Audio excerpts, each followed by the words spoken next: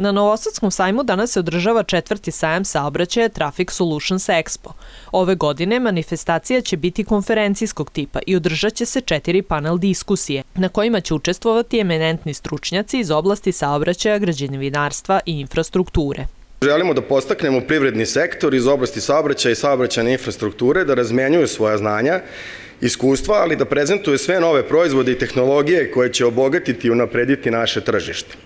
Na panelima će biti reči o bezbednosti na putevima, u drumskom i železničkom saobraćaju u našoj zemlji, o unapređenju saobraćajne mreže, ali i o zaštiti životne sredine. Cilj sajma je povezivanje lokalnih uprava, privrednog sektora i kompanija iz oblasti privrede, jer je saobraćaj usko povezan sa svim granama privrede, a razvijena infrastruktura preduslov efikasne ekonomije.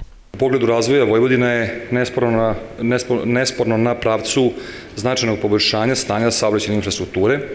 Dovoljno je pomenuti samo neke od projekata, poput Fruškogorskog koridora, brze saobraćajnice Sombor-Kikinda, autoput Beograd-Zrenjanin-Novi Sad, otvaranjem brze pruge Beograd-Novi Sad koje je pred nama otpočeće nove poglavlje u železničkom saobraćaju naše zemlje. Sajem je otvorio Tomislav Momirović, ministar građevinarstva, saobraćaja i infrastrukture Republike Srbije. Gradimo i projektujemo više od 1200 km autoputeva, brzih saobraćajnica, kada završavamo brzu prugu, najkvalitetniju železničku infrastrukturu u jugoistočnoj Evropi, kada kupujemo brze vozove i zaista za 2 dana ponovo ćemo se vidjeti ovde kada će biti puštena u komercijalnu upotrebu brza pruga i kada će brzi vozovi spajati 2 najveće grada u Republici Srbiji. Teme panela su saobraćajna infrastruktura u gradovima, unapređenje železničke mreže, bezbednosti saobraćaja i pravci njegovog razvoja u Srbiji.